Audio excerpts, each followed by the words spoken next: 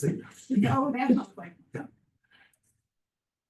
My name is Pam McNerney, and I am your event host tonight. And I am so pleased to welcome Michael Vorenberg, the author of Lincoln's Peace, The Struggle to End the Civil War. He is a professor of history at Brown University in Providence, Rhode Island.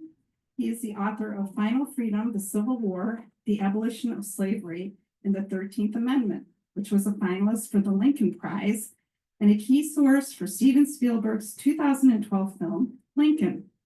He is also the author of The Emancipation Proclamation, A Brief History with Documents, as well as a number of essays on slavery, emancipation, and the U.S. Constitution.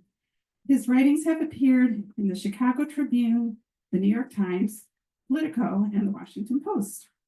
The Reverend Spencer Reece, former canon for the Bishop of Spain, is the vicar of St. Paul's Episcopal Church in Wickford, Rhode Island, which I've just been told I must visit, and I am definitely going to do that. Born in Hartford, he was educated at Wesleyan, Harvard, and Yale. He is a prolific and renowned poet in his own right. His works include The Secret Gospel of Mark, which we have here tonight, and his most recent book of poetry is Acts, which will be coming out soon in paperback, and thank you. It can be pre-ordered this evening. His works have received many awards. Most recently, he received the John Updike Award from the American Academy of Arts and Letters. He has received grants from the Guggenheim Foundation, the National Endowment for the Arts, and the Fulbright Foundation. We do have books for sale here and in the other room, and there will be a signing line after. We do ask that you please purchase the books first before they are signed. So please join me in welcoming Michael Vorenberg and the Reverend Spencer Reece.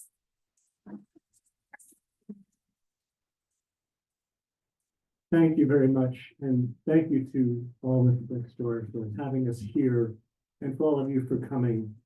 I got a phone call a few months ago from Spencer, who I've known for a while, which I'll say more about later. But Spencer said, "I'm standing in a bookstore, and you have to present here." And I said, "Spencer, I've never been to Madison, Connecticut. I don't know this bookstore."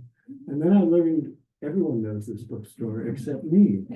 And so I did arrange this, but there was some concern, would enough people come? And so I said, "Listen, here's what we're going to do. I would like Spencer to come and to be part of the conversation." But I didn't tell Spencer till later that he was going to be part of it. And so this is how he came here.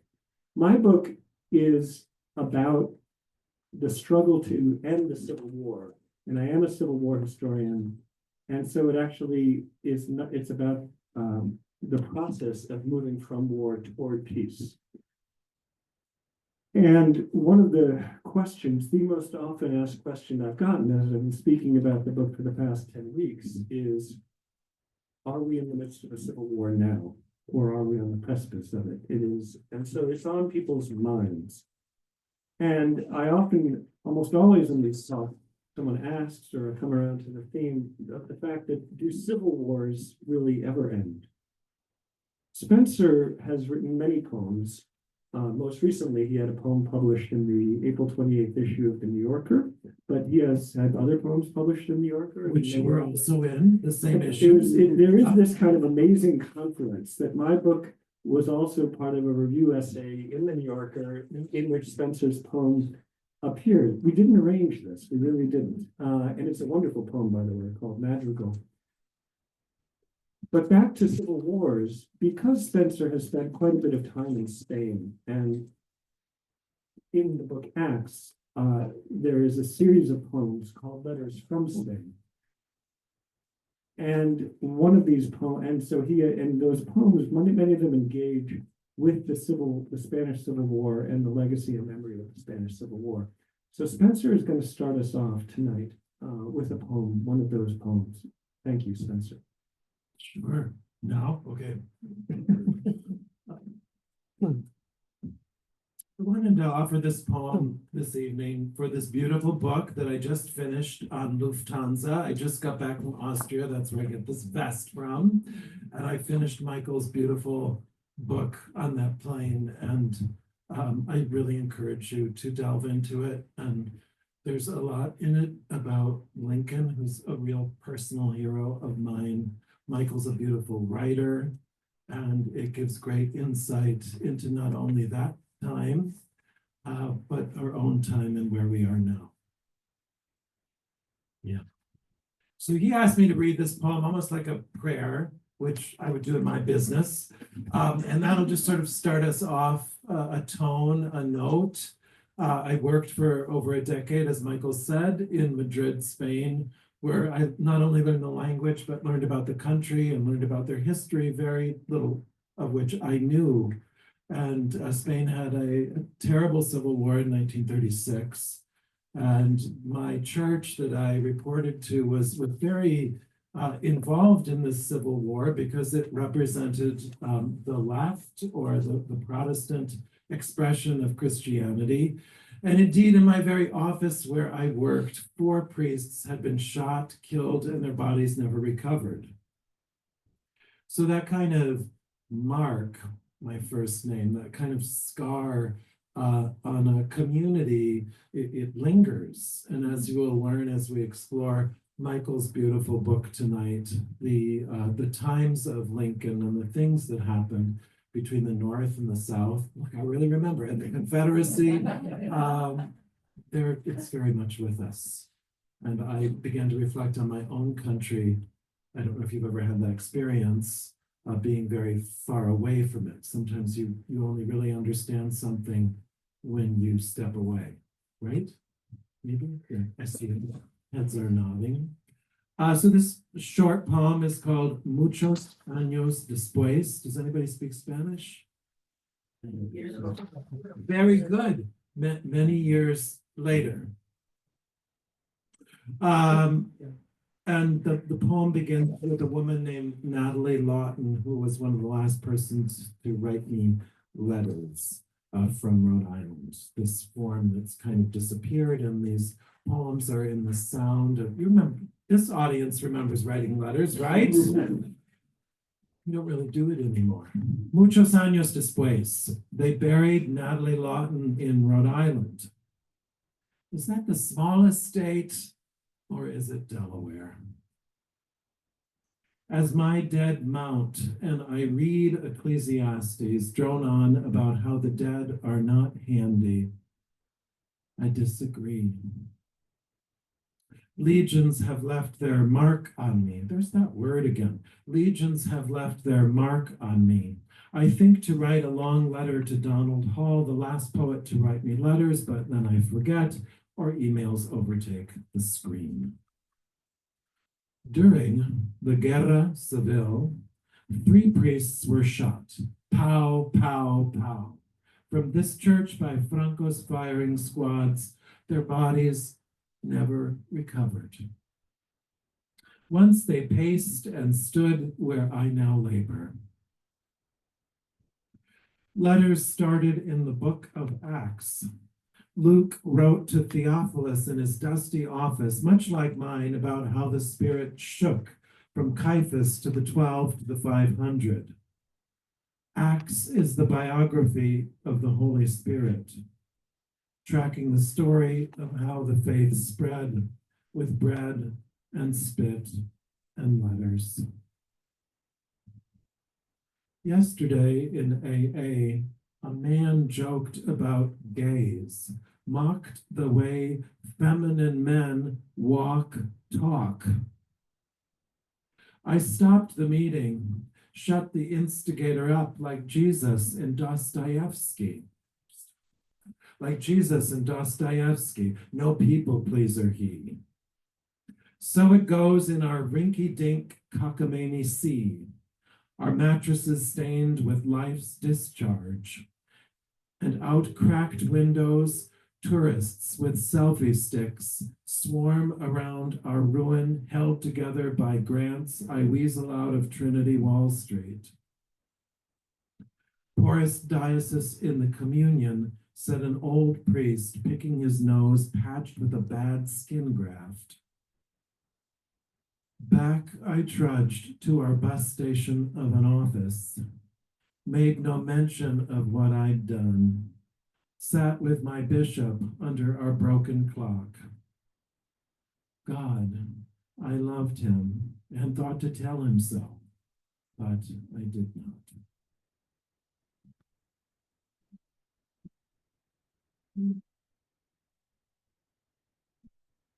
Thank you, Spencer. Why'd you pick that? Why'd you pick that one? Well, you read to me a series of poems, and that was the one I wrote the most. Okay. And still is, of the ones you read to me back then. I have given a number of book talks over the past 10 weeks. My book came out on March 18th. I've never done an event like this. Mostly I stand and talk about my book and summarize the main points and all that kind of thing and hope that people will read it. But with this event, which will be the only one of its kind, I'm dwelling a little bit more on a specific theme, and that is the theme of peace. But I will talk about the book, I promise. And there will be war, there will be Lincoln, there will be Lee, there will be Grant, there will be all the good guys, or bad guys. So the book is called Lincoln's Peace, and it's the struggle to end the American Civil War. The story of how this book came to be, it wasn't the book I was working on. I was working on a different book in the archives, and the archivist brought the wrong box by mistake. It happens all the time. And while waiting for the correct box to come, I started to go through the box. I had nothing else to do. And there was a big file in there that said end of Civil War, meaning end of American Civil War. And I thought, well, that's interesting. Why is it so thick?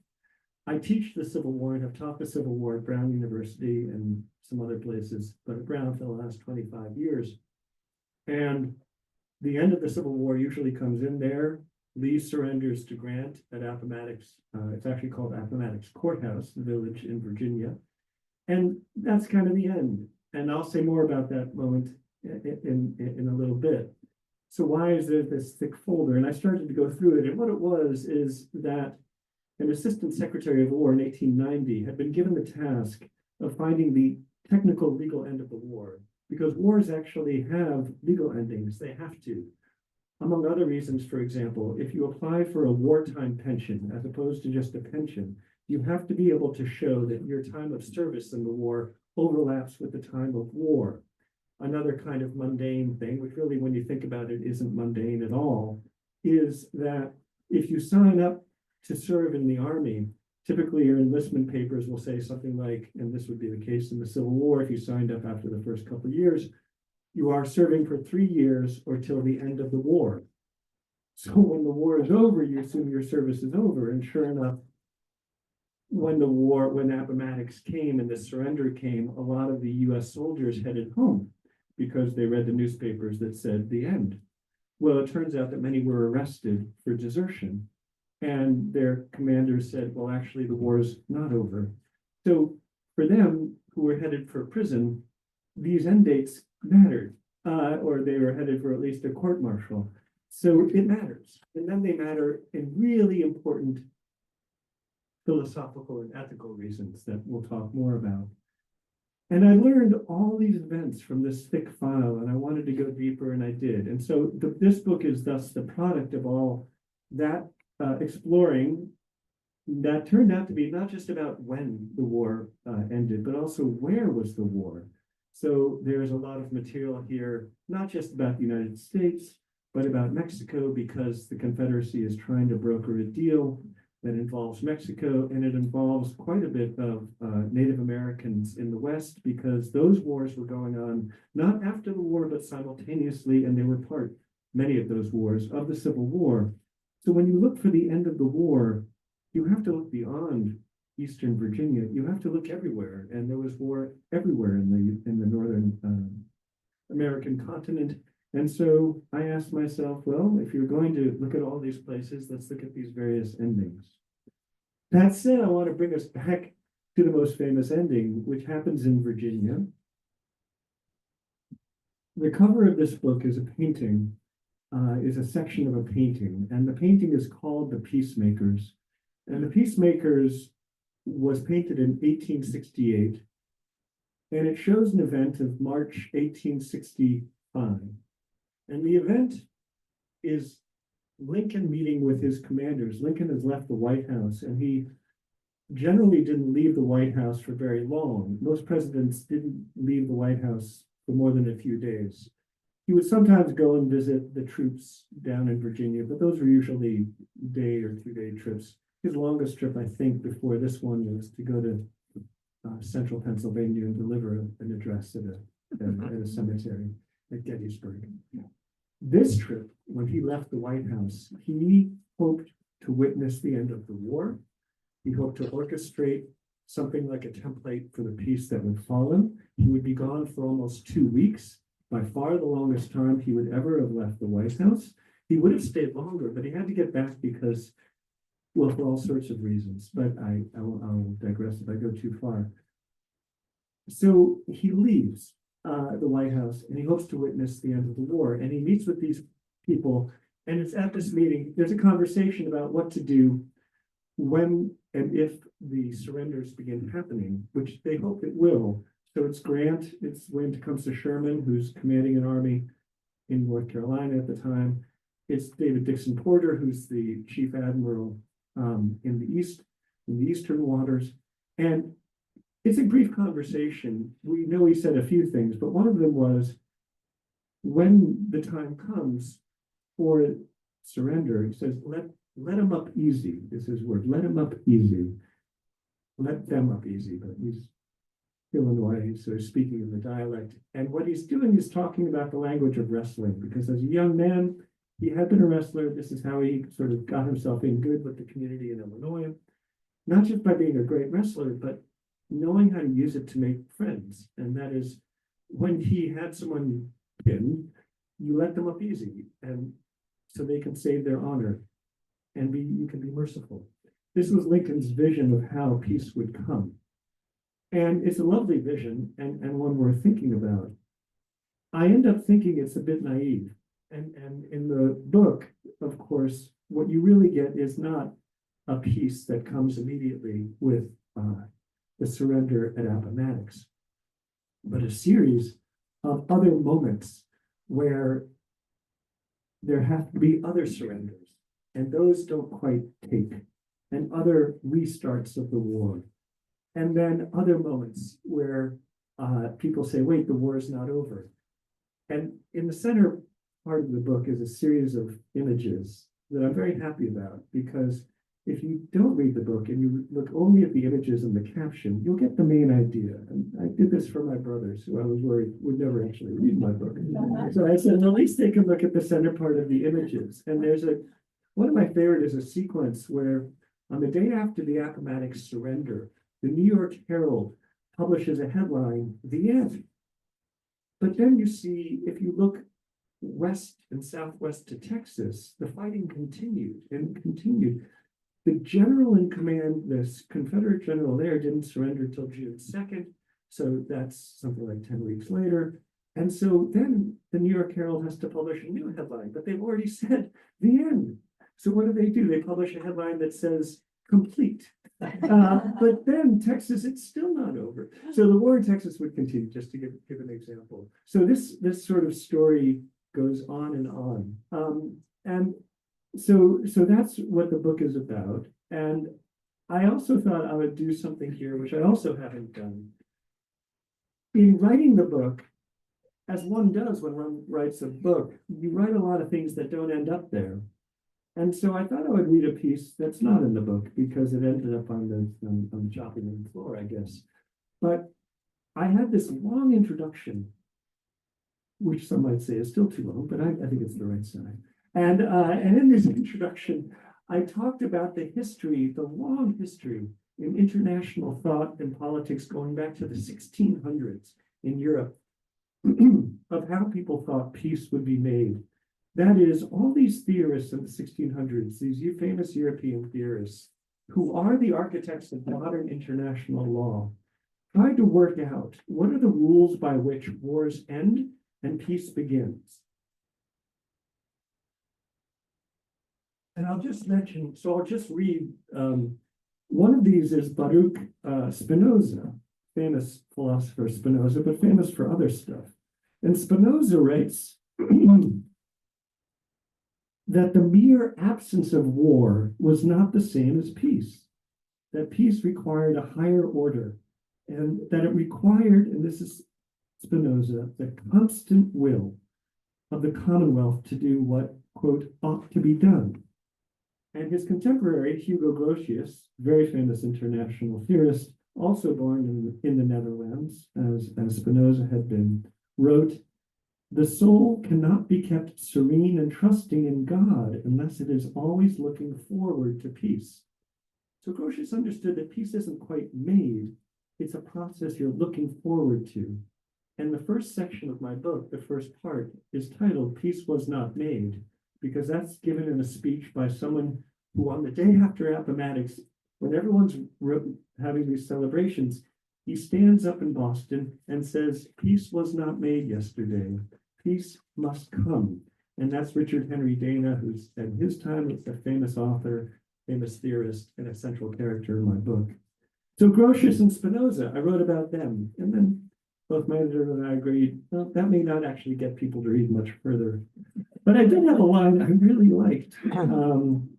Because, I'm writing now for my reading for my writing. Spinoza was excommunicated from the Jewish community there in the Netherlands that had fostered his interest in the Bible, and Grotius was imprisoned for his religious beliefs. But then he went and made a name for himself in France and Germany, but he was never welcomed back in Holland. And so, like many who have tried to end war, the two Dutchmen took a beating. I like that line. But I'm going to give out some handouts that have images that I'll talk about, and then oh, thank you. And then Spencer's going to ask some questions, and then we'll ask you all to ask some questions. These are images. Most of these are in the book. A couple are not. Actually, they all are in the book. Yeah, every single one. So, and oh, I have a whole bunch more. Sorry, I'm pointing. When you drive into Appomattox County today, there is no way to drive into the county without seeing the sign that's in the middle of the first page. Appomattox County, where our nation reunited with the stacked arms. This idea of Appomattox as the place of reuniting. So to come into Appomattox County, yeah, you may have to share, so I'm sorry. To come into Appomattox County with this message of unity. And I was just at Appomattox for the 160th anniversary of the surrender depicted on the upper left as Lee surrenders to Grant in that image. To think of this as a moment of unity at this particular moment in time is, to say ironic would be a nice way of putting it. So, and yet the turnout at Appomattox County of people who came for the anniversary was quite large. It was larger even still 10 years ago for the 150th.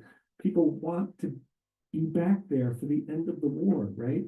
And that image on the upper left, and that's just one painting, maybe one of the more famous ones of the surrender. An image or something like it is in the heads, I think, of many of us because it's in so many textbooks. It's in Spielberg's Lincoln. There's a scene of the surrender. This idea of two equal generals making peace. It's not a vicious scene. It's not a scene where you think Lee's going to walk away and be tried and executed. Hardly. That's not going to happen. But at the end of civil wars, that does happen quite often. Quite in contrast. The painting on the other side, the first day of peace. That's all about they're continuing the conversation. The problem with that painting that's on the right is that, in fact, what was said at that conversation is the following, that Grant asked Lee to get Jefferson Davis, the president of the Confederacy, to surrender the Confederacy because the Confederacy still existed. Lee had surrendered one army, the most famous army, and Lee was the most famous general, but the Confederacy as a rebellion still existed. Jefferson Davis never surrendered. Grant asked Lee to get him to surrender. Lee won't do it because Davis is his superior. It would not be appropriate. And so Davis never surrenders. But Lee then looks at Grant and says, I suspect it will take your army maybe 3 or 4 times marching back and forth across this country before the fighting is over. So while we celebrate April 9, which is the day of the surrender, the next day, April 10, we don't talk about this other conversation where Lee correctly predicts, pretty close, how much more fighting there was still to be had. The official end date of the war wouldn't come for 16 months, and that's when Andrew Johnson gets a proclamation. That's just the technical legal end of the war. No one took that too seriously. Certainly Congress didn't. Congress didn't declare the war over until 1871, 6 years later. So there are all these various end dates that one can talk about. But then there are all these things on the back, these celebrations at the same time that there is insurgencies fighting around the continent. People, there it is, that yearning, that striving for peace that Grotius speaks about, and that so many other philosophers have spoken about, imaged in these ideas. But in all these images, the bottom one that I'll come to at the very end of, if people ask questions, but these images, the last offer of reconciliation, the end of the rebellion, they actually are all complicated because while they suggest peace, in the first one, the last offer of reconciliation, you may not be able to tell this. Lincoln is reaching out for reconciliation. Lincoln has been assassinated by this point. So it's the idea of Lincoln who's reaching out. Jefferson Davis is turning his hand away from him. He's rejecting peace. And you can't see it, but there's an enslaved person in the back whose hands are still in chains. And there's darkness and clouds on the right side of the painting. So that the painter acknowledges that peace isn't quite here and that the reconciliation isn't quite here. The other painting, the end of the rebellion. Well, what's going on here? Andrew Johnson and Lady Columbia are marching, but they're marching into darkness to bring light. Light is not there. On the right-hand side, that's John Wilkes Booth, who's there with Jefferson Davis, and they are together. And so this idea of something sinister going on in the darkness is still there. As for Juneteenth, I'm going to hold off on that for now, but maybe it'll come up later. So let me just stop there, and then Spencer, do you want to ask questions or have anything that you want to say? What I found looking at this sheet so compelling is the peacemaker image there, which is on the cover of the book. And Michael and I talked about this just the other day, the way that his book ends up. I would like you to speak to the end of the book a little bit, because I think that it addresses how unresolved this issue still is in the White House, where this has just recently been removed. That's right at the end of your book. And that one of the sensations of reading this book is just as you finish one chapter and you think, okay, now we've got it. And then there's a sentence, but was this peace or was this the end? And then we move on to another section, and we move out to Texas, we move to the indigenous community, and things don't really resolve. And I think why you asked me to open with that poem is that my experience in Spain, if you stayed there long enough, maybe it's the same experience in the US, but in a different way, because this is even going further back, is that it's not done. There's something unresolved. And for Spaniards still, it's a very difficult topic to talk about, because families were against families, people killed each other, and it's all still there. And there's still these two clear sides. And I think one of the things that's compelling about your book that you spoke about as we started this evening was, how is this manifesting right now, tonight, in Madison, Connecticut? This book, this topic, the current political situation, how does this all connect? How does this topic make you all uncomfortable? What is not resolved as an American citizen in this topic, I think, right? So, and when I started this book and I said, well, Appomattox wasn't really the end point, of course, people said, so what are you going to argue is the end point? And I said, I'm not going to argue there wasn't an endpoint. And in the introduction, in the preface, I say those who are looking for the answer are going to be quite frustrated. There isn't a single answer. I can give the answer of a legal ending. I can give you information about surrenders that are really interesting, fascinating. Surrenders, they go on much longer than we think. One involves a ship that's in the North Pacific, sinking the New England whaling fleet months after Lee surrenders. If you want to ask me about that, I'd love to talk. That's one of my favorite stories. Or other armies that continued. I'm happy to talk about any of those details. But Spencer asked if I would reflect on the end. I'm like, Spencer, if I give away the ending, but he's right, because the painting itself has its own story. The painting is The Peacemakers. The painting was done in 1868, and it was life-size. That is, Lincoln was made, and there's longer to it. He had already done a portrait of Lincoln. The painter is G.P.A. Healy, a British painter. So the painting was life-size of all the characters. That painting burned in Chicago in the late 1800s, not in the Chicago fire, but different fire in Chicago. But he had done a replica, thankfully. Still a very big painting. And that painting would end up being acquired by the White House under Truman in 1947. Anyway, this is, well, I'm going to read the end of the book. How stupid is that? But here we go.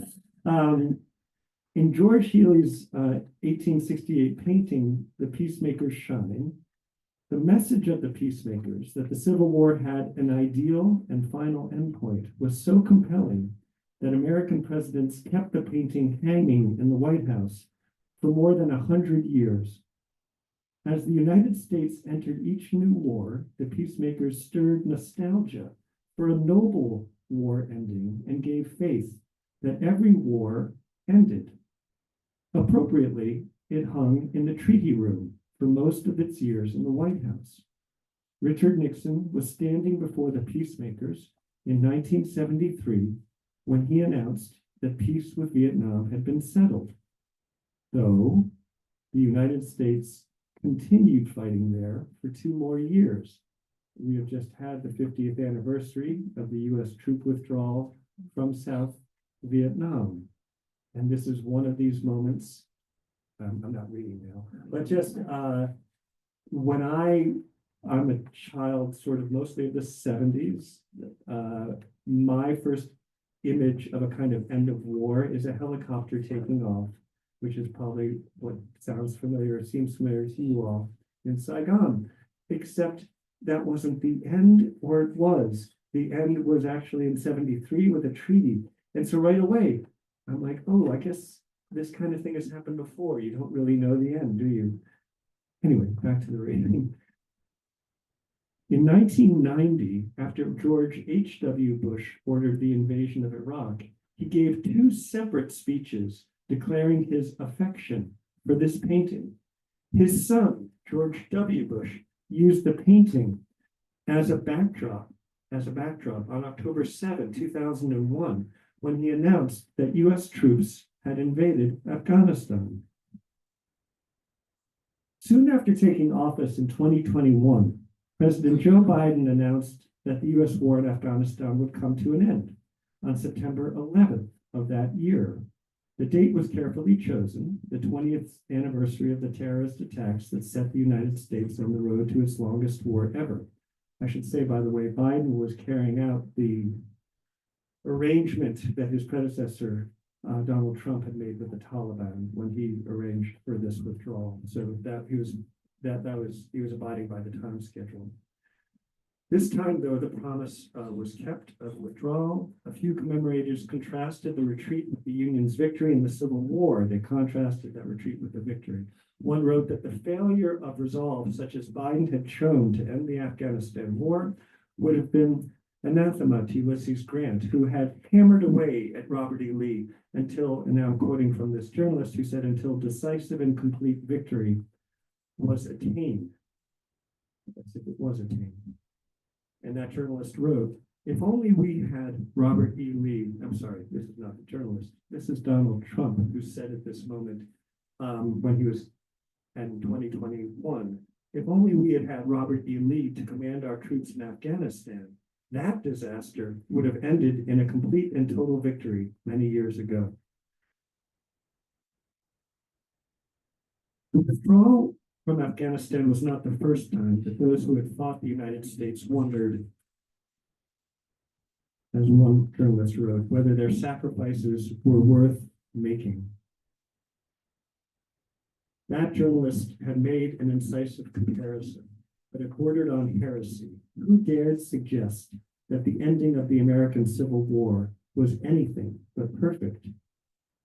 The American war in Afghanistan ended poorly. A few thousand US military personnel were left in Afghanistan after the official troop withdrawal. The skeletal American force could not stop the Taliban from surging back into power. Many of the advances that had been made in the country during 20 years of US occupation, especially the increased freedom and opportunity for Afghani women, were lost in a matter of weeks. George Healy's painting of the end of the American Civil War, or rather an end, no longer hangs in one of the highly visible spaces of the White House. At some point, soon after President Biden took office in 2021, his staff moved the Peacemakers out of its place next to the Oval Office where it had been moved and into an undisclosed private location. There are no plans to bring it back into public view.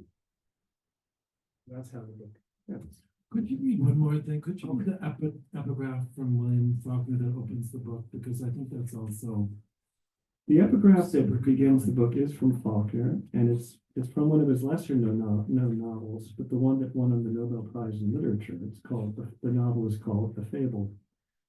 And the quotation is, "War is an episode, a crisis, a fever, the purpose of which is to rid the body of fever. So, the purpose of a war is to end the war."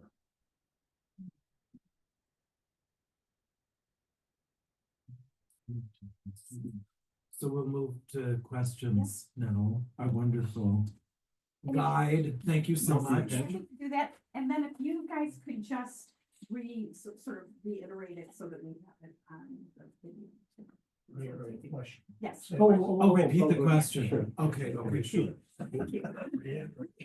Repeat. Could you just repeat? Repeat the question. Okay, sure. Yes, you. I have, going back to your opening comments on Let 'Em Up Easy. And you said you thought that you might have been naive. And that was, well, my initial thought too. And then I started reflecting on perhaps some successes, such as the Marshall Plan after World War II. So perhaps you could just talk a little bit why you thought he was naive and what the proper action should have been. You want to repeat that? No, I want you to repeat.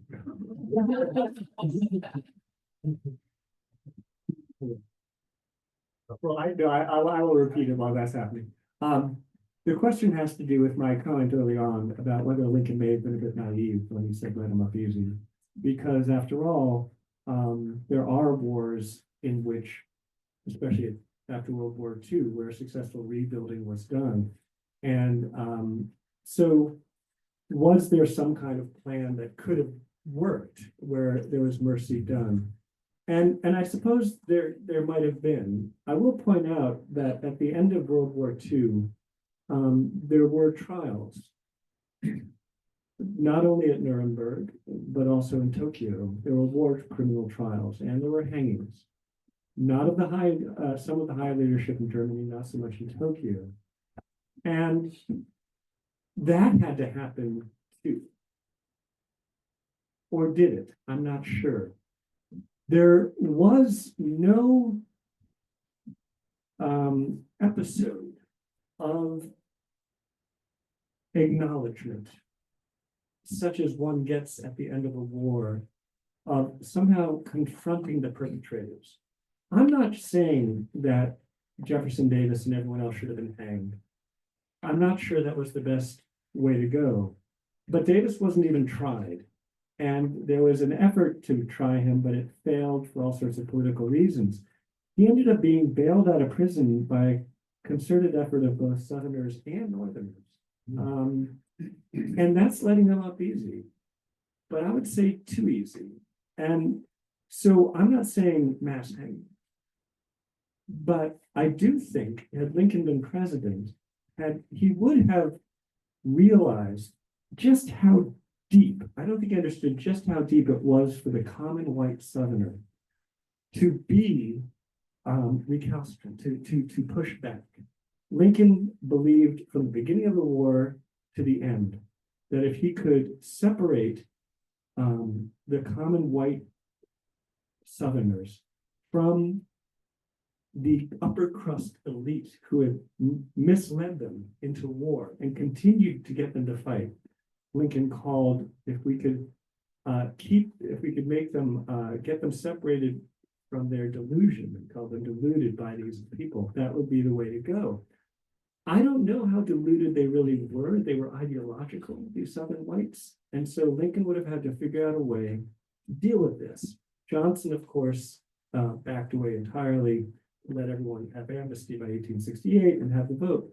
I do believe a very simple program of disfranchisement of white people would have helped. Not all white people, but certain former high-ranking Confederates would have been an unbloody way to do this for a while. And this, when you look at Germany after the war and Japan after the war, there are processes put in place, in addition to the economic development of the Marshall Plan, that involve coming to terms, and they're all imperfect and recognized as imperfect. And so today there are experts in transitional justice who focus on these things.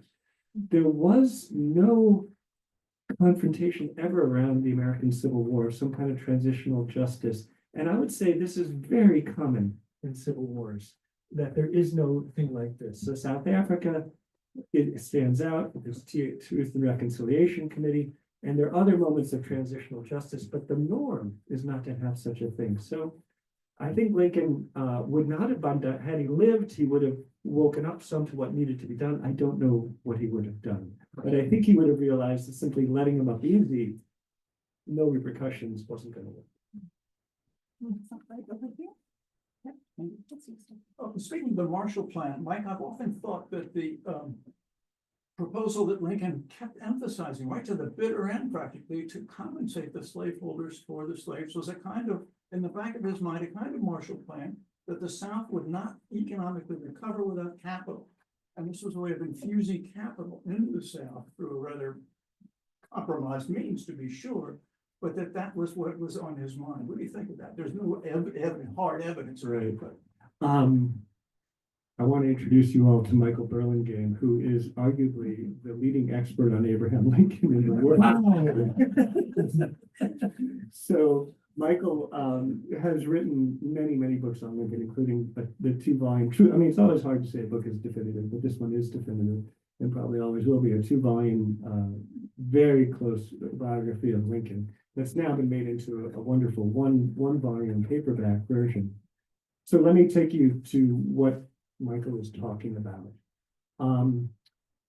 In February of 1865, so this is late in the war, and there's a backstory to this that involves a peace meeting he had in Hampton Roads, Virginia, but he comes to his cabinet with a proposal that loyal slave owners be compensated for any loss of slaves during the war. Can't remember the figures, at 5 million, he suggests a bill be proposed to Congress. I don't know what that'd be worth today, but it would be worth billions of dollars. Now, this would be an infusion of capital, but to a very specific few, right? Just slave owners. Would they share? But maybe you're right. This idea, I've always seen that more as Lincoln as a property lawyer. I don't know what you think. And the idea of takings was such a problem for him.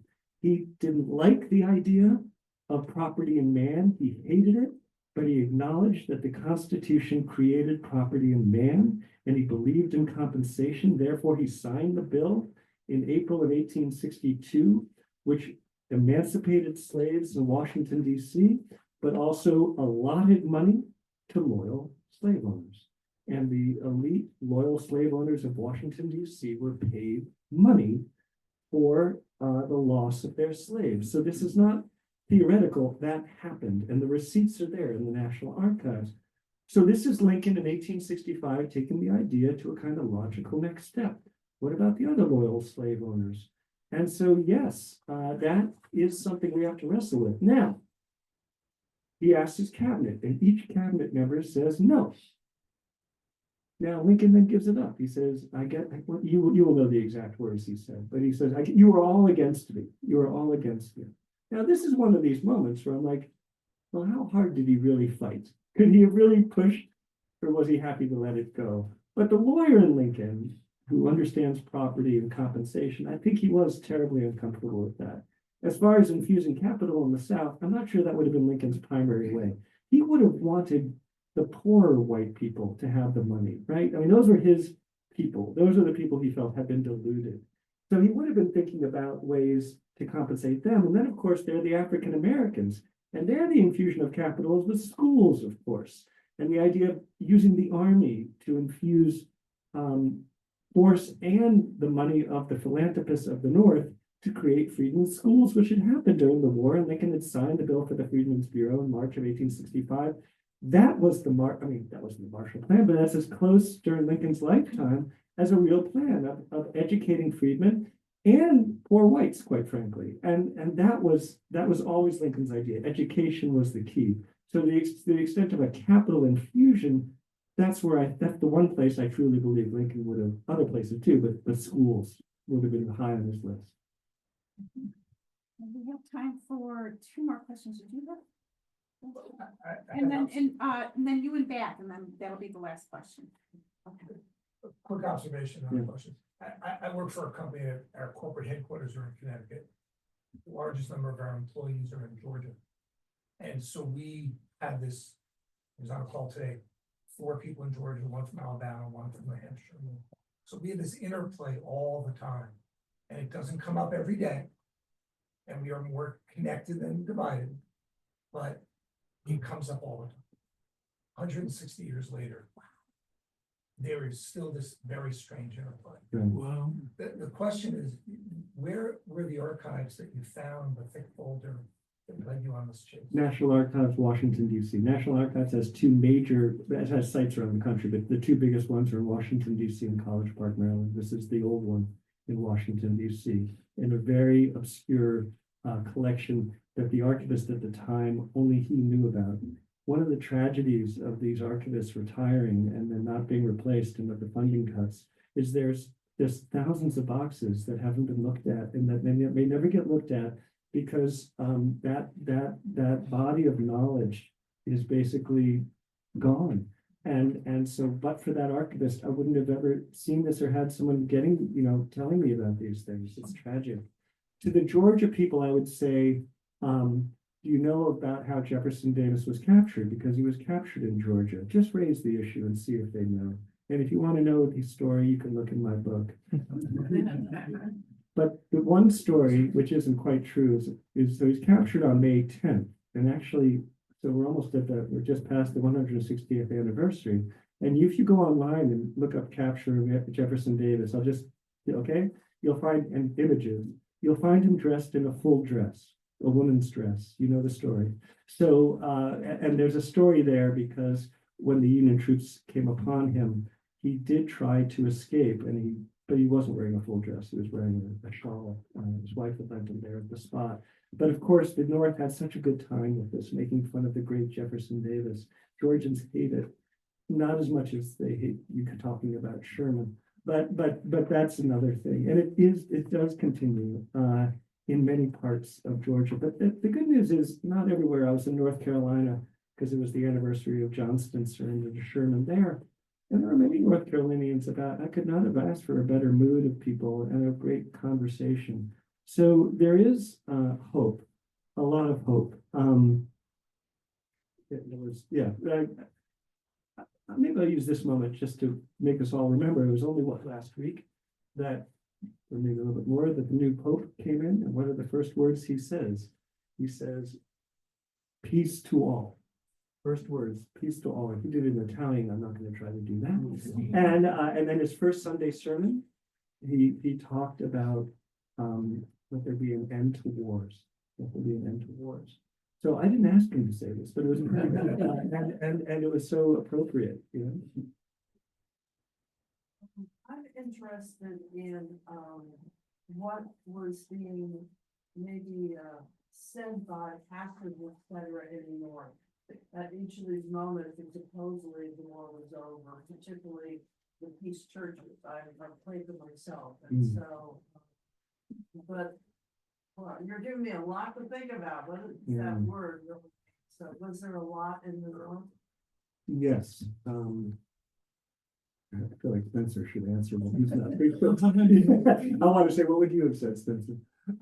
So the question is, what were Northern ministers saying at the time? So you see, there's two things that have happened in quick sequence. One is the belief that the war has ended, which is because of the surrender, and there's a sequence of Good Friday here in the middle of all of it. You all know he was shot on Good Friday, died on Holy Saturday, and everybody woke up on Easter morning and Lincoln was dead. I mean, it's the symbolism is unbelievable. So you have to imagine, right? People on Good Friday going to church and they have something really to think about because the war has ended. And then they find out the next day that, or maybe the day after, that Lincoln has been shot. The nature of the sermons now changes. And there's a wonderful book by Martha Hodes called Mourning Lincoln that has a whole chapter on just the way that ministers are trying to reckon with these almost simultaneous events of a peace to celebrate and to speak of, and then this most gruesome tragedy, right? In my book, I begin a chapter that's called Juneteenth. This way I get to work Juneteenth into it, which is cool.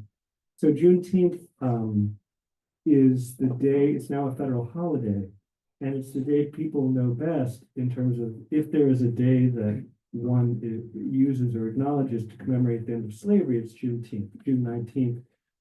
There are events that happen in Texas that are the origins of Juneteenth, but it spreads from Texas, this idea that this was somehow a day that where slavery's death was acknowledged. Okay.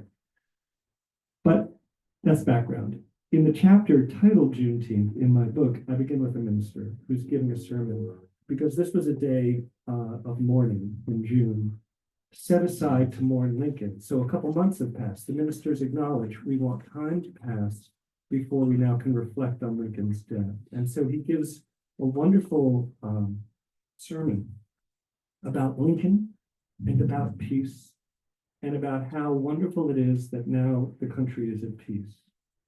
And he's giving this sermon in Southern Ohio. And then I do the kind of thing I do a lot of in the book that Spencer was talking about. It's a little cruel because then I take us just 60 miles south of there into Kentucky, where on the same day, a woman, an African-American woman, has reported to some Union soldiers stationed there that she keeps on leaving her farm with her child and being arrested by local authorities in Kentucky and returned to her former master who beats her and the child, and she doesn't want to go back there anymore. But the local authorities in Kentucky keep on returning her there. Will the Army officers help her? And so finally they do, and they offer to help her, that she can stay there. That whole process is going on around the country, and it continues in parts of the country well into 1866 in Texas, well into 1867. And so the kind of layering together of a minister speaking of peace, and it's a wonderful sermon and deserves to be heard and considered, while the cause of the war, slavery, acknowledged as the cause of the war by Lincoln in his second inaugural, when he says that the war must continue until slavery is dead, that cause of the war continues.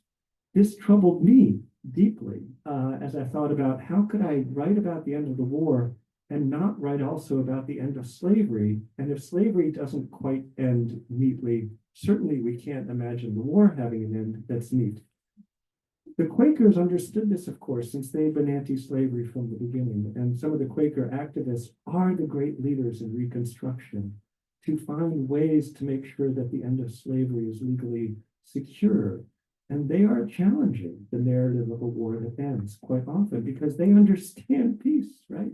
And so not always, but they do. Spencer, do you want to have any last reflections? What's that? Do you have any other observations? And then just thank you so much for your. This is fabulous. Don't you love this place? Yeah. Don't you love Michael? If you love Michael here, he will be, you're coming to me on June, when is that? June 13th. June 13th, we'll have a party on the lawn. We'll give another reading there. I just have one little thing. I think it sort of ties everything together. So this Sunday I have to write a sermon, right? It's my job. Look at me. And the sermon involves Abraham Lincoln. The passage is love one another. Love one another without rank or distinction. And I can't think of anybody else. And also this weekend was May, what is Sunday? May 18th, right? Was when he was elected, the president-elect for the Republican Party. I looked it up. My question is, to you too, I guess. To my mind, I cannot think of another person who tried to love others without distinction. I think he really embodied, and that's why, he almost brings me to tears. You're shaking your head, so I think I'm on the right track. I can talk to you after this is over, you or you. It's a very, very powerful example, and particularly for me right now as I try to lead a congregation that is sometimes deeply upset and fraught. So I can't thank you enough. I mean, I love you. I love your wife. His wife and I went to college together. And this book is beautiful. The sentences are beautiful. The way that it ends on this beautiful image is very, very powerful. And I encourage you all to buy it and read it. And his homes.